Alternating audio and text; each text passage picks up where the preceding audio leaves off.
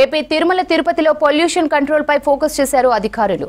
ఇందులో భాగంగానే ఆర్టీఓ అధికారులు, తిరుమల ట్రాఫిక్ పోలీసులు వాహనాలను తనిఖీలు చేశారు.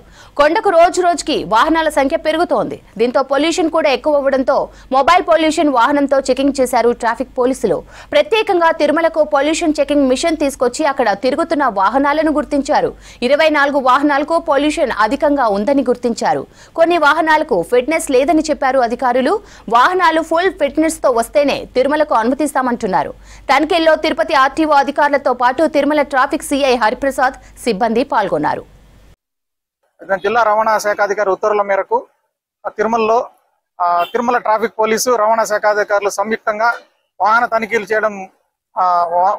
తనిఖీలు జరపడం జరిగింది.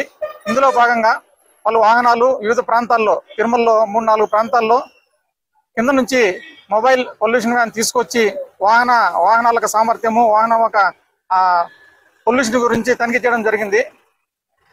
ఈ తనిఖీల్లో భాగంగా 24 వాహనాలు పొల్యూషన్స్ అధికంగా ఉండడం గుర్తించడం జరిగింది. కొన్ని వాహనాలకు ఫిట్నెస్ లేకుండా తిరగడం కూడా గుర్తించడం జరిగింది. ఈ వాహనాలను మరి ఫిట్నెస్ సర్టిఫికేట్ పొందిన తర్వాత మరియు పొల్యూషన్ నామ్స్ లో ఉన్న తర్వాత మాత్రమే వాటిని మళ్ళా తిరుమలకు అలో చేయడానికి జరుగుతుంది.